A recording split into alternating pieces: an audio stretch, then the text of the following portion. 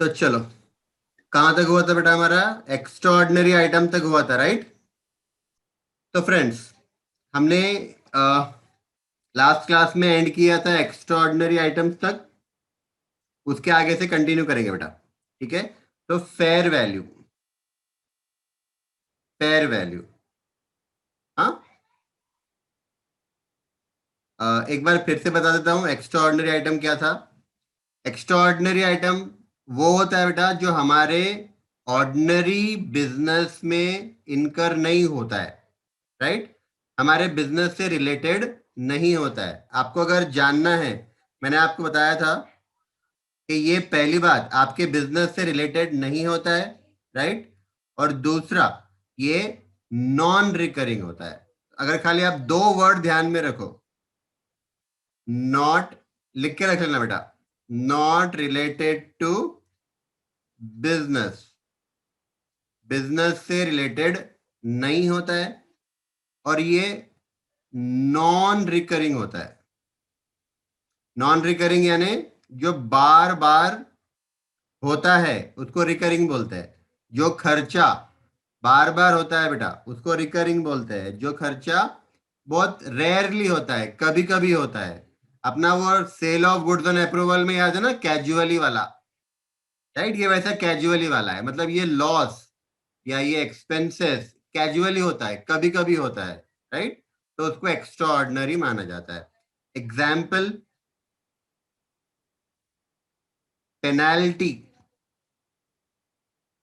Fines, हाँ, loss by fire, etcetera. Penalty, fines, loss by fire, etcetera. बेटा doubt से हम लोग क्लास के बाद देखेंगे, ठीक है? तो extraordinary items are income और expenses that arise from event or transaction that are clearly distinct, क्या बोला हुआ है? clearly distinct from the ordinary activity, right? मतलब ऑर्डिनरी एक्टिविटी से अलग है, ऑर्डिनरी एक्टिविटी से अलग है, मतलब बिजनेस से रिलेटेड नहीं है। ऑर्डिनरी एक्टिविटी मतलब बिजनेस से रिलेटेड है, राइट? और बिजनेस से रिलेटेड नहीं है मतलब एक्स्ट्रा ऑर्डिनरी। आगे क्या दिया है? and therefore are not expected to recur, recur, not recur बोला है, मतलब नॉन रिकरिंग होता है बेटा, राइट? चलो, फेयर वैल्यू। अब देखो, फेयर वैल्यू और फेयर मार्केट वैल्यू दोनों सेम है, राइट? दोनों ऑलमोस्ट सेम है बेटा। देखो, फेयर वैल्यू क्या है? Fair value is the amount for which an asset could be exchanged और liability settled between knowledgeable willing parties in an arms length transaction. मतलब सिंपल है बेटा, दो पर्सन, राइट? दो पर्सन बेटा आमने सामने, आर्म्स लेंथ का मतलब क्या होता है? आर्म्स लेंथ मतलब एक हाथ की दूरी पे, एक हाथ की दूरी पे खड़े हैं, मतलब सिंपल है बेटा, आमने सामने खड़े हैं फिजिकली, राइट? और दोनों के आपस में एक अमाउंट डिसाइड हुआ कोई एसेट खरीदने का और बेचने का। मान लो ये मिस्टर ए है और ये मिस्टर बी है। मिस्टर ए को एक प्लांट खरीदना है और दोनों के आपस में प्लांट ए को खरीदना है और बी को बेचना है बेटा। तो दोनों के आपस में जो प्राइस निश्चित हुई, जो प्राइस डिसाइड हुई, उस प्राइस को कहा जाता है बेटा फेयर वैल्यू या फेयर मार्केट वैल्यू, राइट? एक बार रीड करते हैं, आपको समझ में आएगा। Fair value is the amount for which an asset could be exchange. Asset exchange करेंगे मतलब ए प्लांट खरीदेगा और बी प्लांट बेचेगा, बदले में कैश लेगा। अब यहां पे एक्सचेंज का मतलब बार्टर मत समझना। ए प्लांट दे रहा है, ए प्लांट खरीद रहा है, बदले में कैश दे रहा है। तो ए को प्लांट मिलेगा और कैश उसके पास से जाएगा, राइट? और लाइबिलिटी सेटल्ड, और liability settled, right, between knowledgeable, दो, नॉलेजेबल, नॉलेजेबल मतलब दोनों पार्टी को असेट की प्राइस पता है, दोनों पार्टी को बेटा असेट की प्राइस पता है, असेट का रिस्क पता है, असेट से रिलेटेड सारी जानकारी उनको है, knowledgeable. Willing parties, willing parties मतलब ए को जो असेट खरीदना है बेटा वो अपनी मर्जी से खरीद रहा है, कोई जोर जबरदस्ती नहीं है ना, उसके सर पे बंदूक रख के नहीं बोले कि ये असेट खरीद लो, अपनी मर्जी से खरीद रहा है बेटा, और बी अपनी मर्जी से सेल कर रहा है ना। तो knowledgeable willing parties in an arms length transaction मतलब दोनों आमने सामने खड़े हैं, दोनों विलिंग पार्टीज है, दोनों नॉलेजेबल पार्टीज है, और दोनों जो असेट का प्राइस डिसाइड करेंगे उस प्राइस को हम बोलते हैं फेयर वैल्यू या फिर फेयर मार्केट वैल्यू, राइट। अब अगर फेयर मार्केट वैल्यू का भी आप डेफिनेशन देखो, ऑलमोस्ट सेम है बेटा। हाँ देखो क्या दिया हुआ है, the price that would be agreed, the price that would be agreed to in an open unrestricted market. Open unrestricted market का मतलब होता है कि जो दो पार्टी है वो विलिंग है, अनरेस्ट्रिक्टेड, राइट, कोई रेस्ट्रिक्शन नहीं है, कोई कंपलसरी नहीं है कि ए को खरीदना पड़ेगा, राइट, अपनी मर्जी से खरीद रहे और बी अपनी मर्जी से बेच रहा है। Between knowledgeable and willing parties dealing at arm's length who are fully informed, fully informed मतलब दोनों को एसेट के बारे में पता है, मार्केट के बारे में पता है, कंपटीशन के बारे में पता है, डिमांड सप्लाई के बारे में पता है, right, fully informed and are not under any compulsion to transact, और दोनों को कंपलसरी नहीं है ट्रांजैक्शन करना, वो अपनी मर्जी से कर रहे हैं बेटा, राइट। तो दोनों का डेफिनेशन सेम है, खाली बस ग्रामेटिकल ग्रामेटिकल आगे पीछे किया हुआ है, राइट, बाकी वही मीनिंग है। फर्स्ट चार्ज, अब आपको याद होगा बेटा मैंने आपको लास्ट क्लास में बताया था चार्ज यानी क्या, राइट, चार्ज यानी मॉर्टगेज, चार्ज यानी मॉर्टगेज, राइट।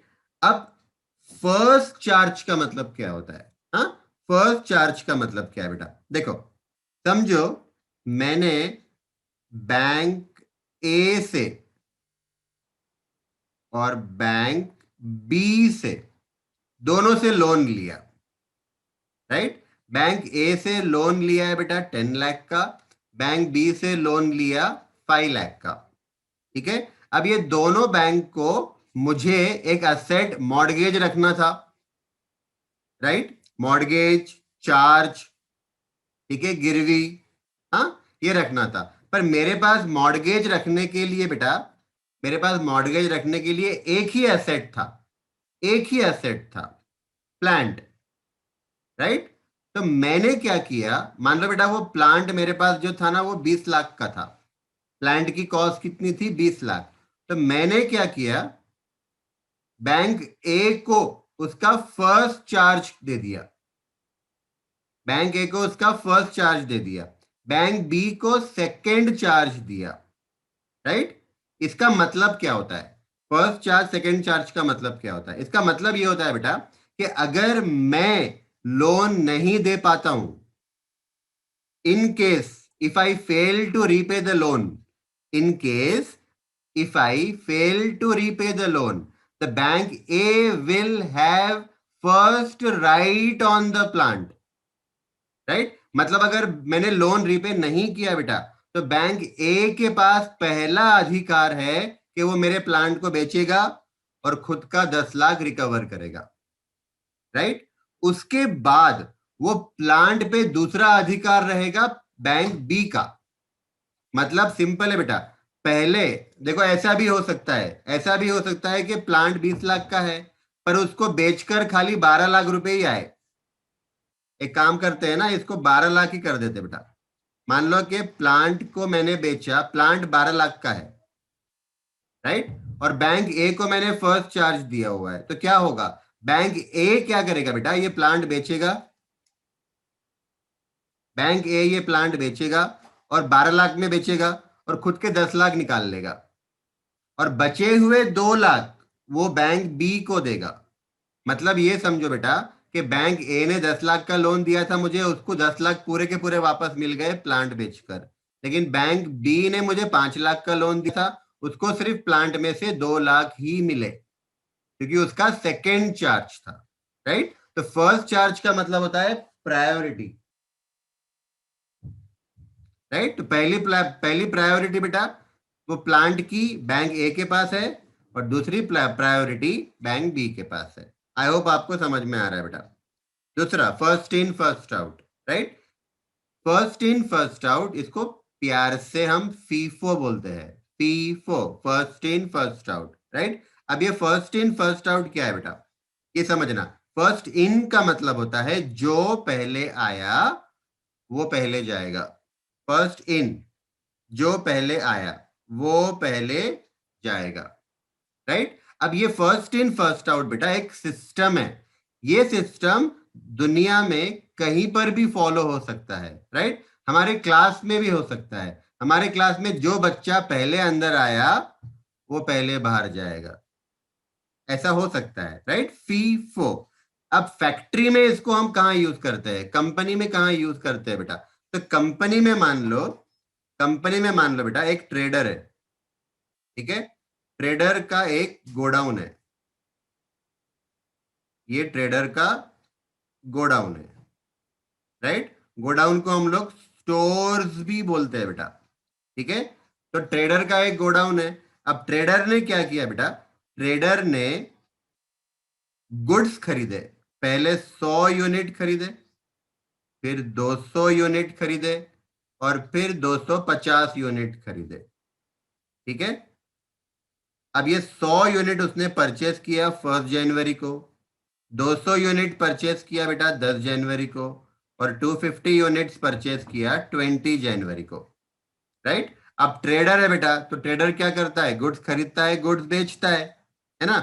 तो अब अगर ट्रेडर को अपना गुड्स सेल करना है तो सबसे पहले वो कौन सा सेल करेगा, राइट। तो अगर वो फीफो फॉलो कर रहा है, अगर वो trader first in first out follow कर रहा है बेटा, तो जो गुड्स पहले आया था वो पहले जाएगा, राइट। तो पहले कौन सा आया था बेटा, 1 जनवरी वाला 100 यूनिट, तो पहले वो 100 यूनिट बेचेगा।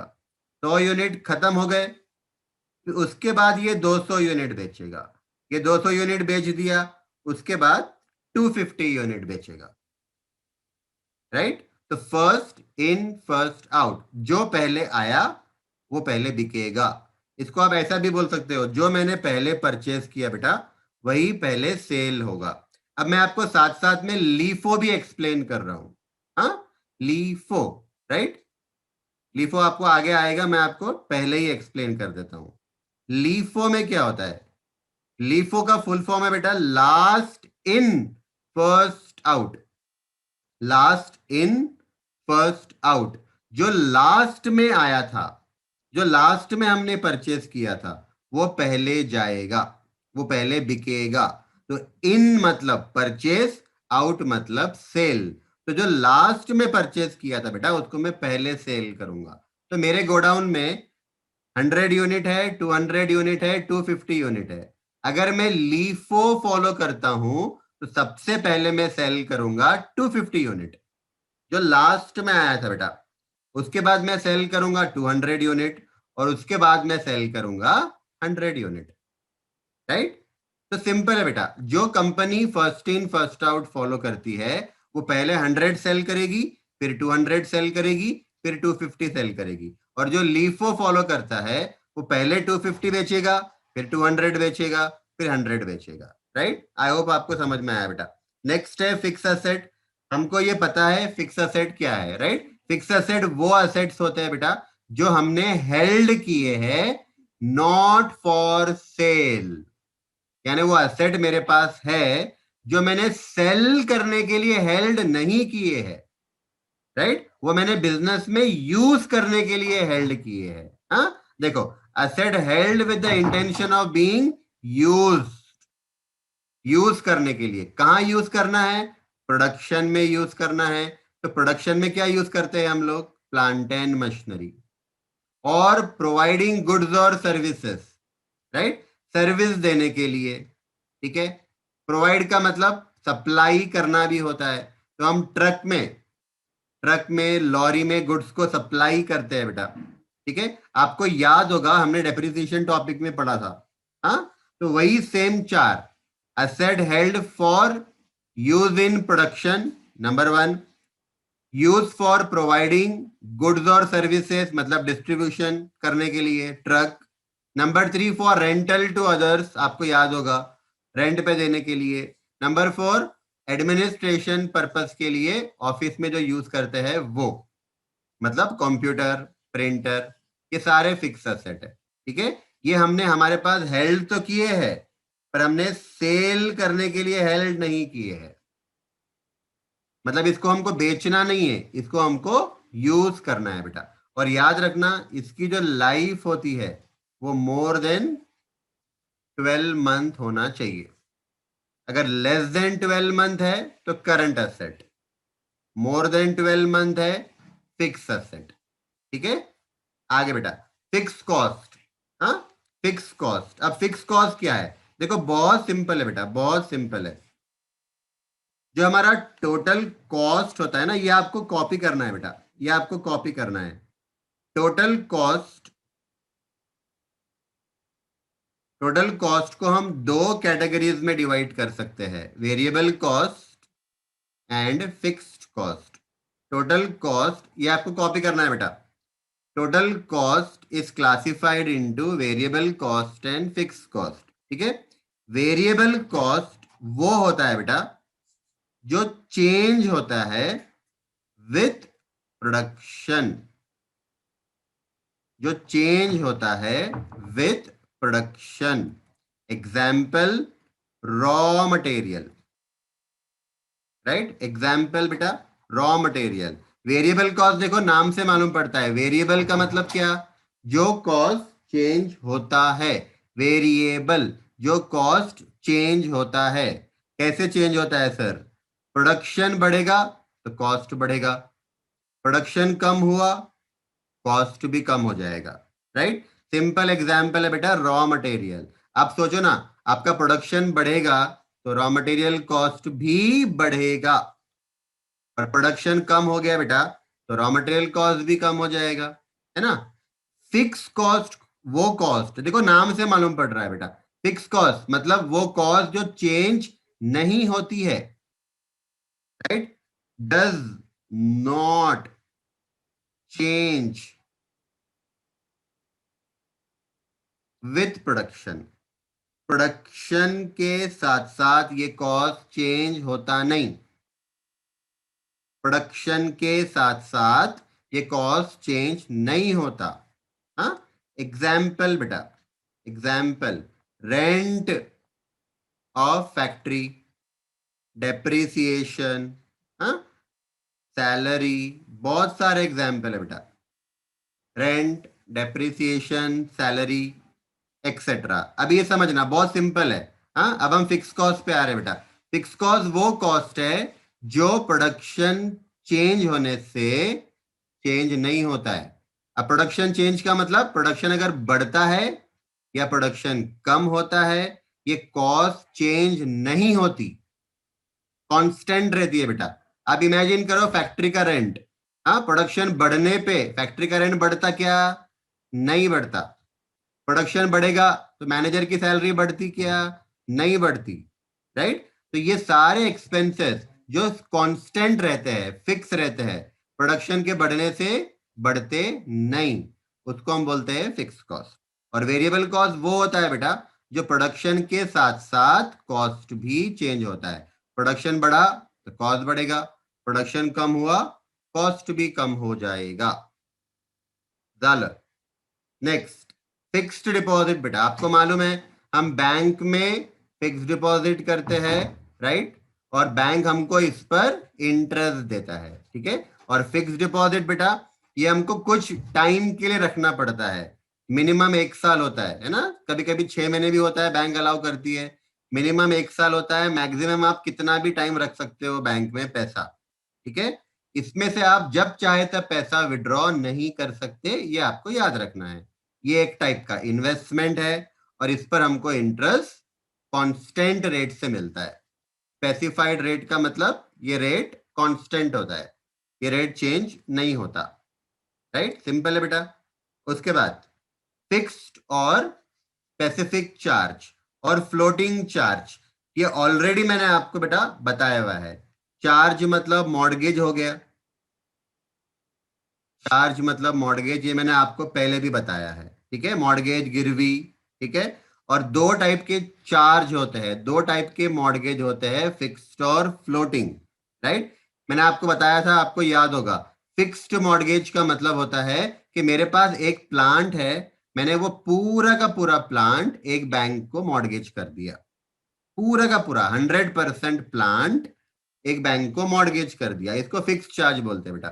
फ्लोटिंग चार्ज का मतलब होता है कि मैंने मेरे सारे assets, plant, land, building, stock, debtor, सारे एसेट्स का कुछ परसेंटेज मैंने बैंक को मॉर्गेज कर दिया, सारे एसेट्स का कुछ परसेंटेज, राइट।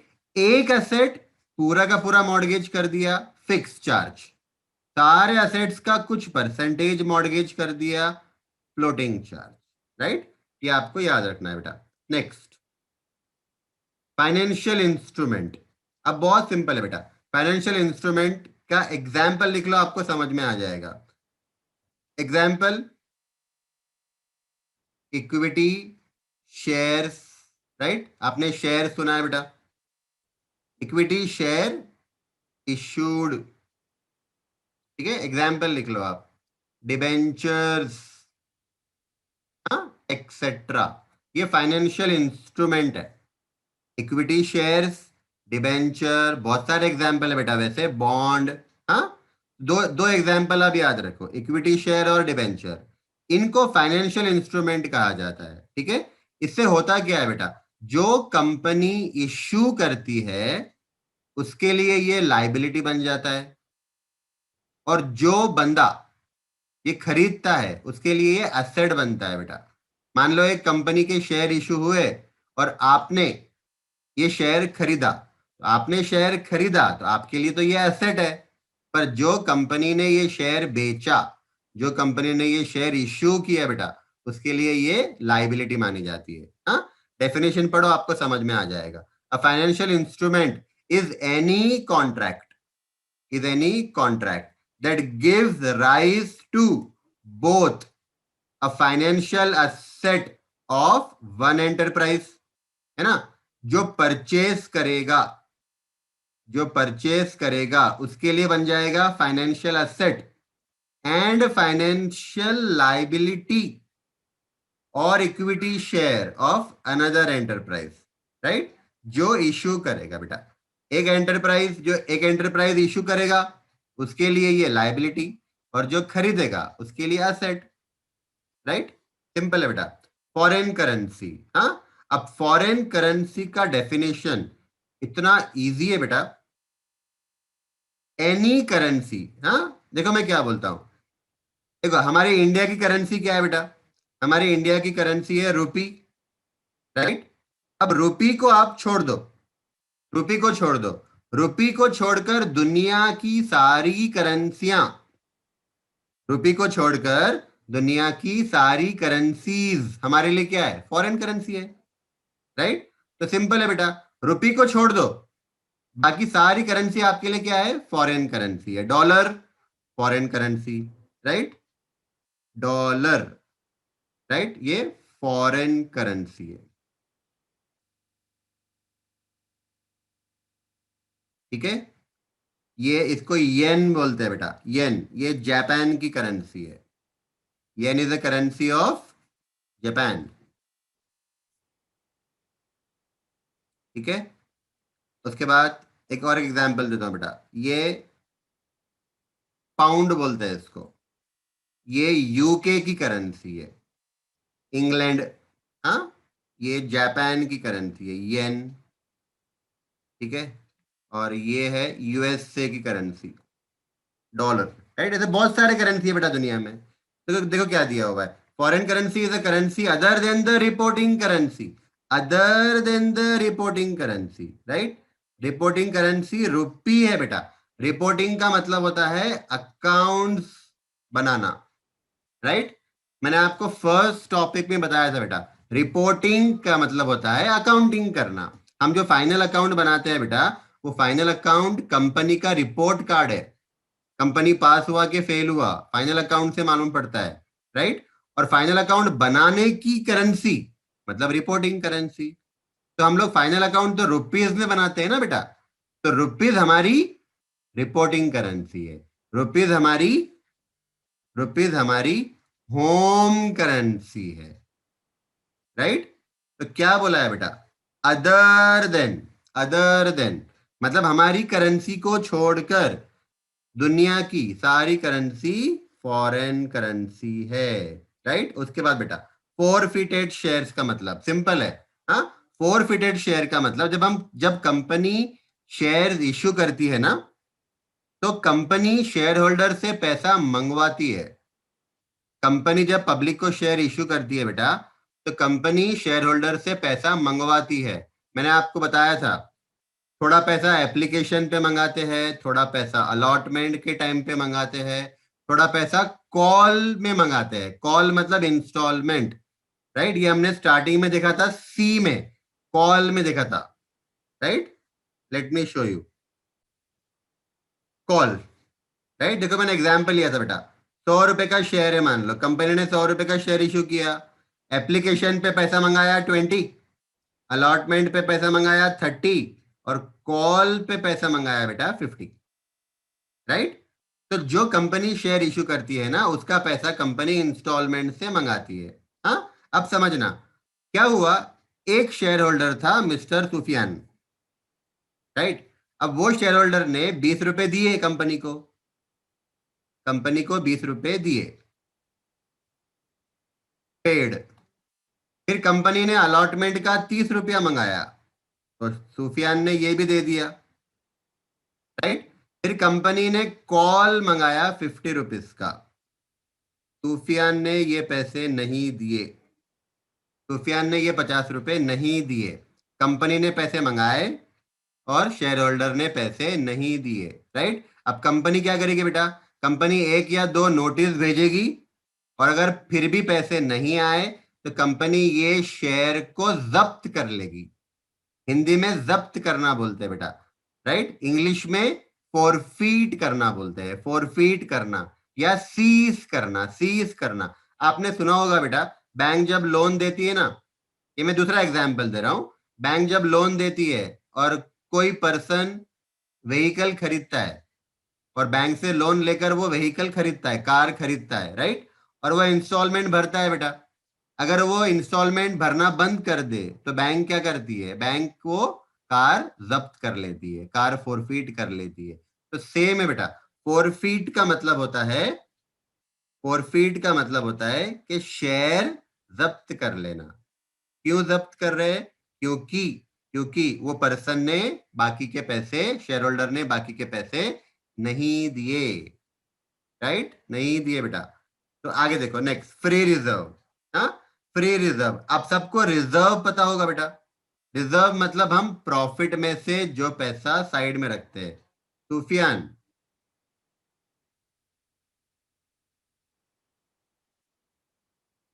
सुफियान, सर कौन से शेयर होल्डर से मंगाएंगे, जिनके पास पहले से शेयर है उनसे या फिर जो शेयर ले रहा है उनसे?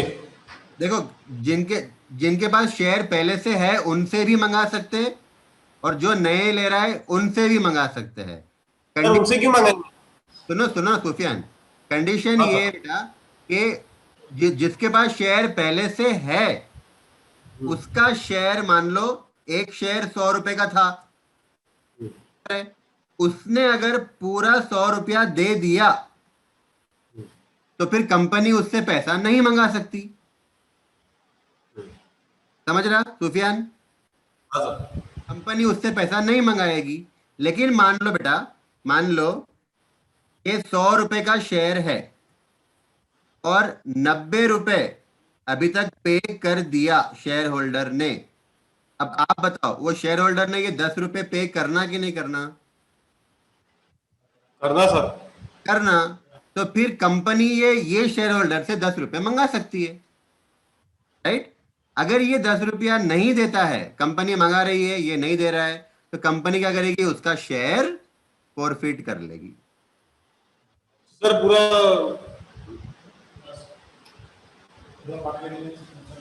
बोलो।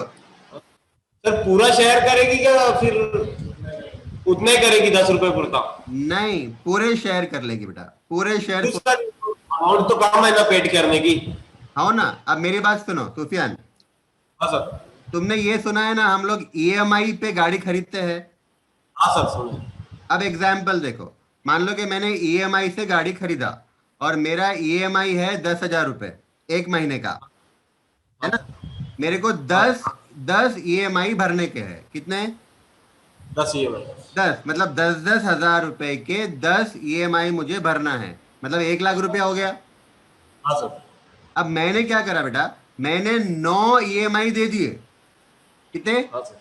9। 9। 10,000 के 9 ईएमआई, मतलब मैंने 90,000 दे दिए। अब मेरा आखिरी ईएमआई बाकी है ना, और मैंने आखिरी ईएमआई नहीं दिया। बैंक क्या करेगी? सर वो गाड़ी तो गाड़ी ले ही लेगी वो, पर वो जो मतलब उसने पैसे भरा तो वो हाँ समझती है कि उतनी गाड़ी उसने चला लिया, इसीलिए वो बैंक उसके पैसे वापस नहीं देती। हाँ, तो पॉइंट ये है ना बेटा कि बैंक उसको 90,000 वापस नहीं करेगी, कार भी ले लेगी और पैसे भी वापस नहीं करेगी। ये पॉइंट समझ में आया क्या? हाँ सर समझ में तो आया। सेम सेम रूल, 100 रुपए का शेयर है, उसने 90 दिया, राइट, 90 दिया, 10 नहीं दिया, तो कंपनी शेयर फॉरफिट करेगी और 90 रुपए वापस भी नहीं करेगी। तो समझो बेटा? सर वो यूज नहीं करेंगे ना सर वो? हाँ, शेयर को यूज नहीं करेंगे ना सर? उसने शेयर को यूज नहीं करा, पर वो शेयर होल्डर था कि नहीं था उतने टाइम तक कंपनी का? हाँ सर। फिर ओनर तो था ना, हाँ सर। तो ओनर को ही नुकसान भुगतना पड़ेगा ना बेटा। सही, हाँ एक्चुअल प्रॉफिट और लॉस ओनर का ही होता है, राइट। वो कंपनी का ओनर था, भले एक शेयर था उसके पास, पर था तो वो ओनर। अगर मेरे पास रिलायंस का एक शेयर है बेटा, तो मैं भी रिलायंस का ओनर हूं। हाँ सर। समझ में आ रहेगा? तो लॉस है तो लॉस उसको भुगतना पड़ेगा। समझ? Yes sir. चलो ठीक है। तो हम लोग देखे थे बेटा फ्री रिजर्व। अब फ्री रिजर्व क्या है? देखो रिजर्व, हम जो प्रॉफिट कमाते हैं बेटा, हम जो नेट प्रॉफिट कमाते हैं ना, समझो मेरा 100 लाख का प्रॉफिट हुआ, राइट। ये प्रॉफिट में से हम क्या करते हैं, रिजर्व क्रिएट करते हैं।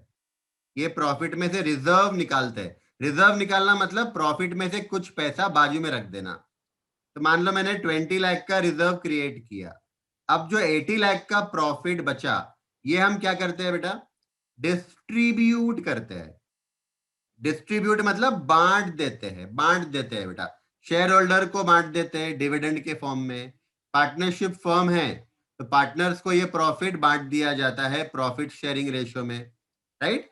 तो मेरा पॉइंट ये है बेटा कि जो रिजर्व होता है ना 20 लाख का, ये रिजर्व किसी पर्पस से क्रिएट किया जाता है।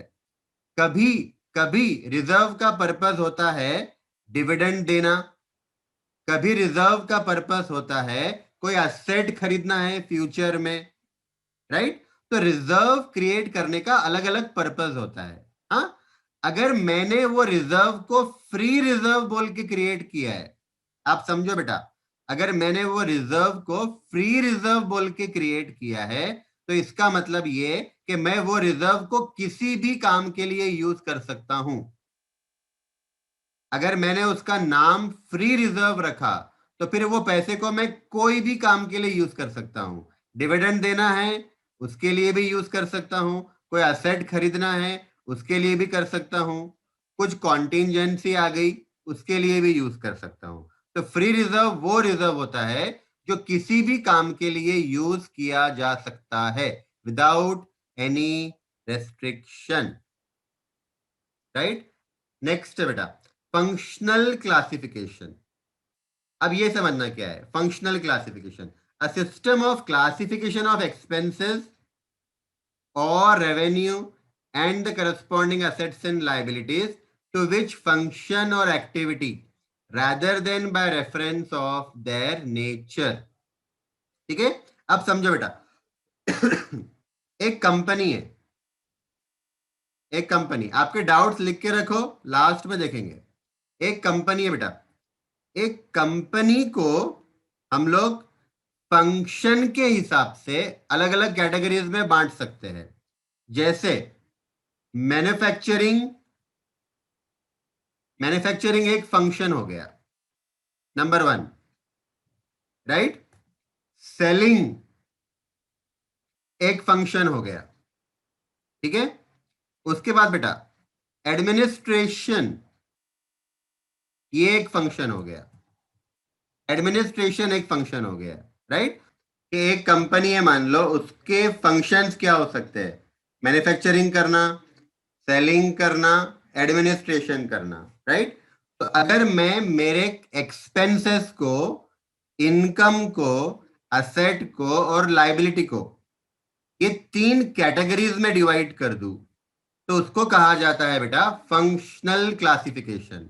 यानी सिंपल है, मैन्युफैक्चरिंग के एक्सपेंसेस, सेलिंग के एक्सपेंसेस, एडमिनिस्ट्रेशन के एक्सपेंसेस, राइट। तो आपके जो एक्सपेंसेस है बेटा, उसको आप बांट दो मैन्युफैक्चरिंग के, सेलिंग के और एडमिनिस्ट्रेशन के। आपके जो एसेट्स है, एसेट्स को बांट दो, राइट। मैन्युफैक्चरिंग के एसेट्स मतलब plant and machinery, right. Selling के एक्सपेंसेस, हाँ। मैं एग्जाम्पल देता हूँ बेटा आपको, देखो आपको कॉपी करना है तो करके रखो, मैं एग्जाम्पल लिखा रहा हूं।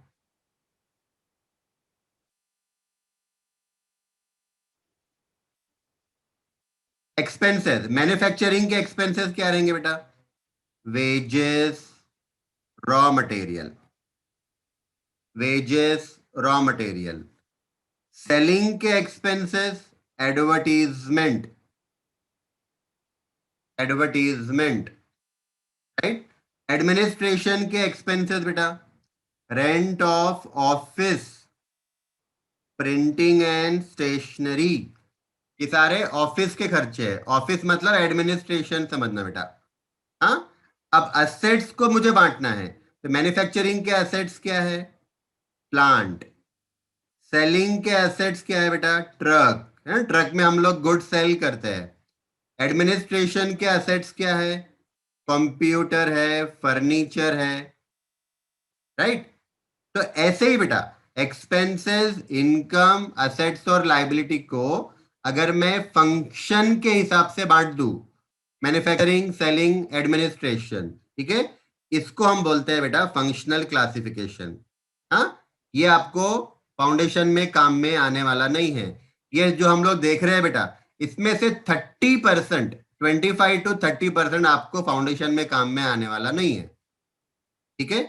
चलो, फंड, फंड समझना बेटा, an account usually of the nature of a reserve, right, और a provision which is represented by a specifically earmarked asset, ठीक है। अब मैं आपको एक सिंपल एग्जांपल देता हूं फंड समझाने के लिए। अब देखो बेटा, मान लो बैलेंस शीट है, ठीक है। बैलेंस शीट में मेरे पास रिजर्व फंड है। अब आपने बहुत बार देखा होगा बेटा, बैलेंस शीट के अंदर कभी रिजर्व होता है और कभी रिजर्व फंड होता है, हाँ। तो मैं आपको दो एग्जाम्पल दे रहा हूं। एग्जाम्पल वन, एक बैलेंस शीट है, वहां पे रिजर्व है 10 लाख का। एग्जाम्पल टू, एक बैलेंस शीट है बेटा और यहाँ पे रिजर्व फंड है, हाँ, रिजर्व फंड है 10 लाख का। अब दोनों में डिफरेंस क्या है, रिजर्व और रिजर्व फंड, राइट। जो रिजर्व होता है ना बेटा, जरूरी नहीं है कि मैंने वो 10 लाख का रिजर्व तो क्रिएट किया, मैंने प्रॉफिट में से रिजर्व तो क्रिएट किया, पर जरूरी नहीं है कि मैंने वो 10 लाख का कोई एसेट खरीदना। There is no need to purchase any asset from that reserve, right? लेकिन अगर मैं रिजर्व फंड बोलता हूं बेटा, फंड वर्ड आया, फंड वर्ड आया, तो मुझे वो पैसे से कोई एसेट खरीदना पड़ेगा, राइट। जैसे मुझे इन्वेस्टमेंट करना था 10 लाख का, तो मैंने इन्वेस्टमेंट करने के लिए क्या किया, प्रॉफिट में से 10 लाख का रिजर्व फंड क्रिएट कर दिया, राइट। तो मान लो बेटा आप चाहते हो कि भविष्य में आप इन्वेस्टमेंट करो और इन्वेस्टमेंट करने के लिए आपको पैसा लगेगा। तो आपने क्या किया, आपके प्रॉफिट में से रिजर्व फंड क्रिएट किया। जब आपने रिजर्व फंड क्रिएट किया ना, तो समझो कि आपको वो पैसे को फ्यूचर में असेट खरीदने में लगाना ही पड़ेगा। लेकिन अगर सिर्फ रिजर्व है तो आपको वो पैसे से असेट खरीदने की जरूरत नहीं है।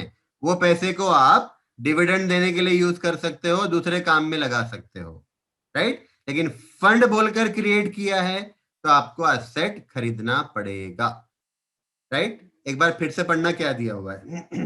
An account usually of the nature of a reserve, ये रिजर्व होता है, which is represented by specifically earmarked asset. मतलब ये असेट खरीदने के लिए क्रिएट किया जाता है। चलो, फंडामेंटल अकाउंटिंग अजम्पशन मैंने आपको बेटा बताया था, CAG वर्ड याद रखना। C for accrual, A for C for consistency, A for accrual and G for going concern. हमने लास्ट टॉपिक किया था प्रिंसिपल्स वाला बेटा, मैंने उसमें आपको बताया था लास्ट में कि 3 फंडामेंटल अकाउंटिंग अजम्पशंस है, कंसिस्टेंसी, एक्रूवल और गोइंग कंसर्न। ठीक है, ये तीनों इतने फंडामेंटल है बेटा कि अगर आपने इसको फॉलो किया है अकाउंटिंग करने के लिए तो डिस्क्लोजर करना जरूरी नहीं है। पर आपने अगर ये फॉलो नहीं किया अकाउंटिंग करने के लिए तो आपको डिस्क्लोज करना पड़ेगा। मान लो एक कंपनी है बेटा, कंपनी ने एक्रूवल फॉलो नहीं किया तो उनको अकाउंट्स में बताना पड़ेगा कि हमने एक्रूवल फॉलो नहीं किया है।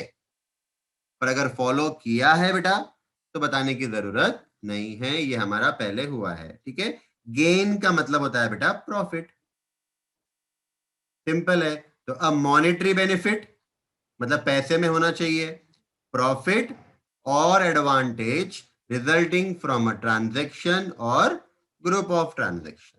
सिंपल है बेटा, मैं कोई असेट बेचता हूं, 10 लाख का असेट है, 10 लाख का असेट है बेटा, कॉस्ट 10 लाख है, मैंने इसको बेचा 12 लाख में, तो ये जो दो लाख आया बेटा, ये जो 2 लाख आया ये हमारा गेन है, इसको आप प्रॉफिट भी बोल सकते हो, राइट। सिंपल है कि सारे वर्ड्स आपके पहले हुए हैं। जनरल रिजर्व, हाँ, जनरल रिजर्व बेटा। अब जनरल रिजर्व मैंने आपको बताया था बेटा, आप लोग ये कॉपी करो। हम लोग प्रॉफिट में से रिजर्व क्रिएट करते हैं, ये मैंने आपको पहले ही बताया। हाँ, प्रॉफिट में से रिजर्व क्रिएट करते हैं, राइट। रिजर्व होते हैं 2 टाइप के, शायद मैंने ये बताया है आपको, फिर भी एक बार लिख लो। रिजर्व 2 टाइप के होते हैं बेटा, रेवेन्यू रिजर्व होता है, कैपिटल रिजर्व होता है। Reserves are of 2 types, revenue reserve, capital reserve, right। जो रेवेन्यू रिजर्व है बेटा ये डिविडेंड देने के लिए होता है, यूज्ड फॉर डिविडेंड।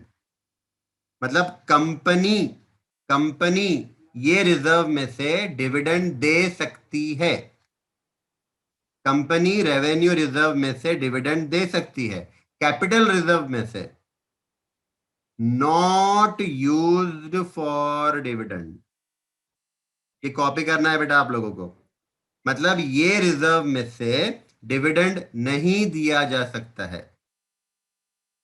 रिजर्व के 2 टाइप है, revenue reserve, capital reserve. Revenue reserve, capital reserve.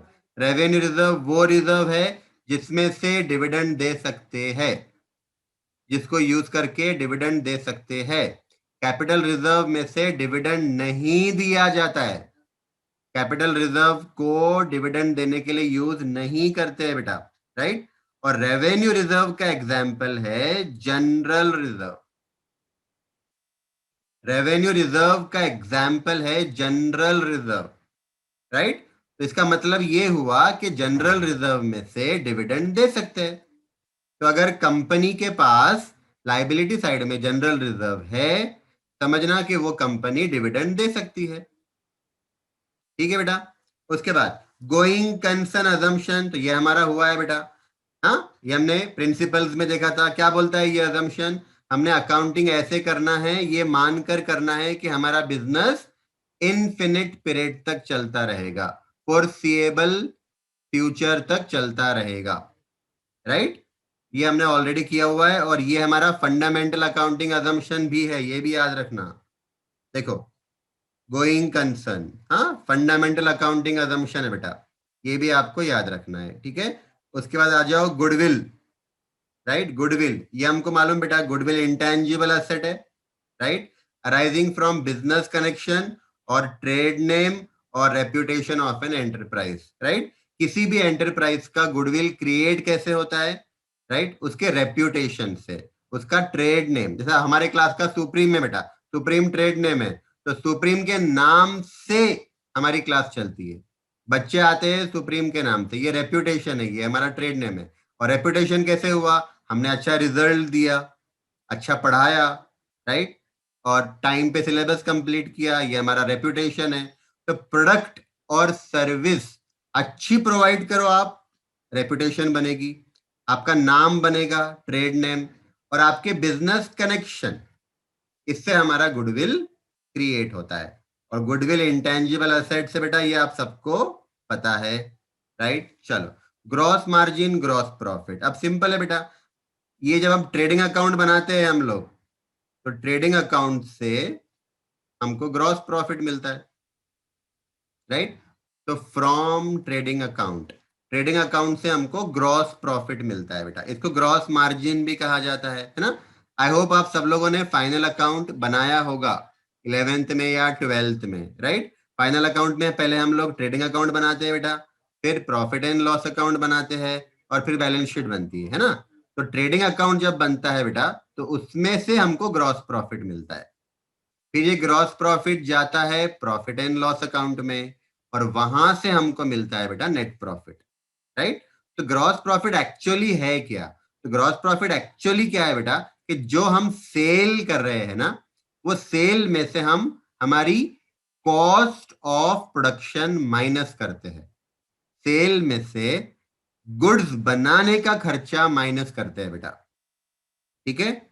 तो हमको ग्रॉस प्रॉफिट मिल जाता है, सिंपल है, ये हमने आप लोगों ने पहले किया होगा। गवर्नमेंट आपको मालूम बेटा, है ना। अब ये सारे डेफिनेशन आपको कुछ भी देके रखे हैं बेटा, अभी क्या पढ़ाना गवर्नमेंट में आपको, ठीक है।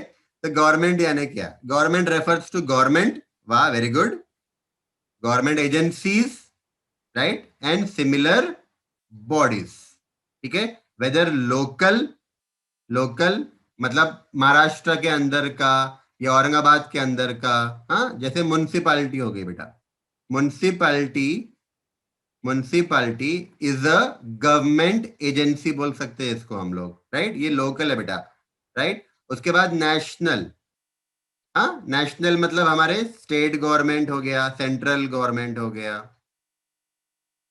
State government, central government, right. और इंटरनेशनल बोला है, इंटरनेशनल मतलब इंडिया के बाहर जो गवर्नमेंट है, दूसरे कंट्री की गवर्नमेंट, उसको भी गवर्नमेंट ही कहा जाता है, राइट। तो यहाँ पे गवर्नमेंट मतलब हमारी गवर्नमेंट इंडिया की या इंडिया के बाहर की।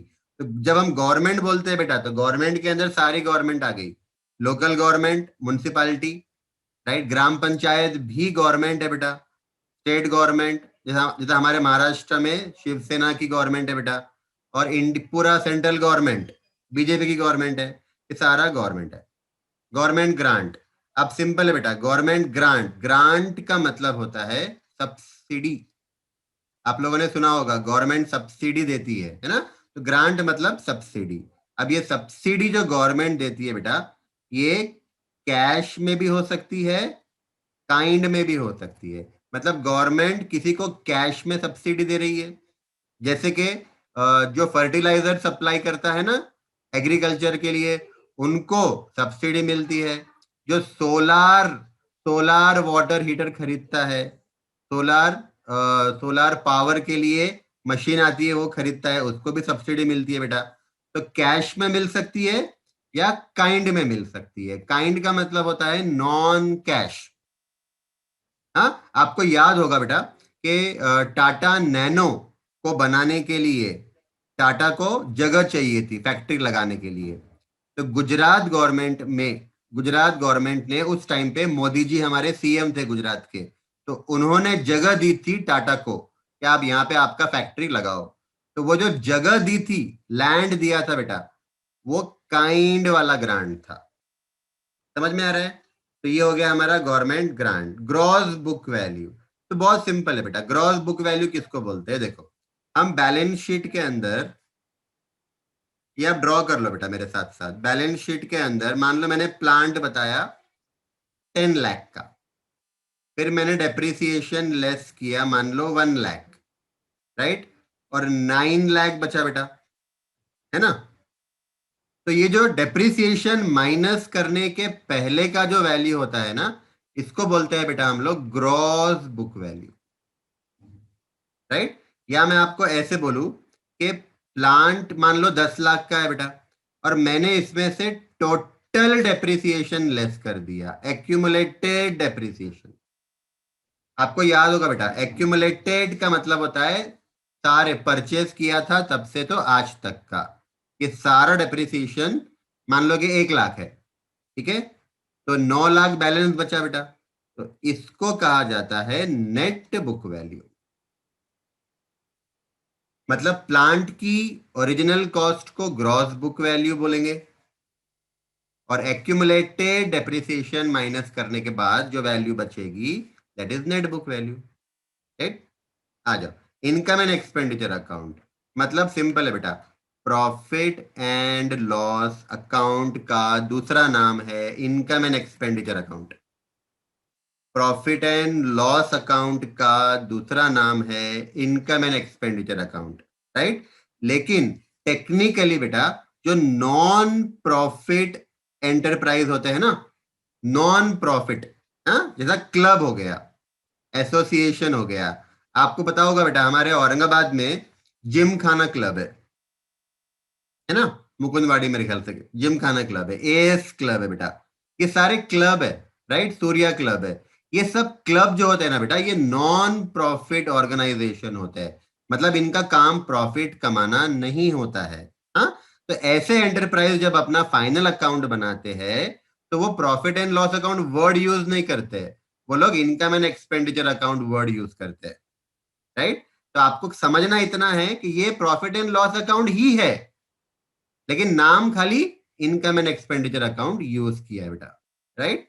आई होप आपको समझ में आ रहा होगा। उसके बाद इंटेंजिबल असेट्स, ये आपको मालूम बेटा ऐसे असेट जो हमको दिखते नहीं, जिसकी कोई फिजिकल आइडेंटिटी नहीं है, राइट? तो goodwill, patent, copyright, trademark, right, software, design, drawing, brand, right, and so on. बहुत लंबी चौड़ी लिस्ट है बेटा, ये सारे हमारे इंटेंजिबल असेट्स है, ठीक है?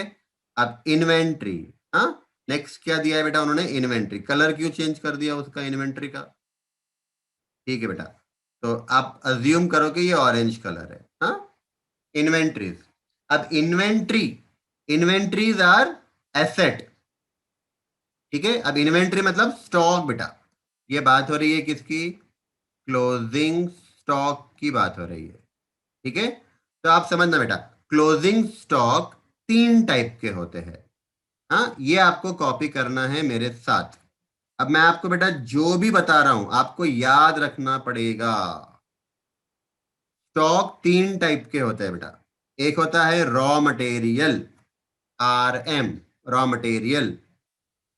Work in progress, WIP, work in progress. आपको फुल फॉर्म लिखना है तो बेटा फुल फॉर्म लिख लेना, raw material, work in progress, finished good.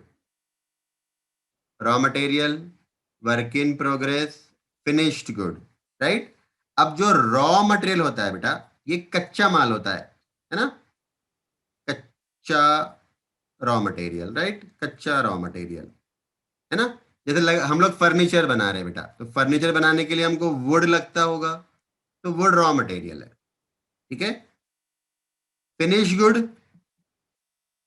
Complete product, right? तो अगर मैं फर्नीचर बना रहा हूं बेटा, हाँ, फर्नीचर बना रहा हूं, तो फर्नीचर क्या है मेरे लिए? Complete product. जब मेरा फर्नीचर रेडी हो जाएगा उसको मैं बोलूंगा फिनिश्ड गुड। फिनिश्ड गुड, जो प्रोडक्ट रेडी हो गया दैट इज फिनिश्ड गुड, ठीक है? वर्क इन प्रोग्रेस क्या है?